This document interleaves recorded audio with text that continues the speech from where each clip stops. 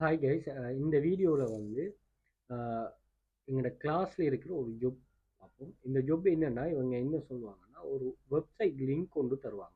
இந்த website link கொண்டு தருவாங்க.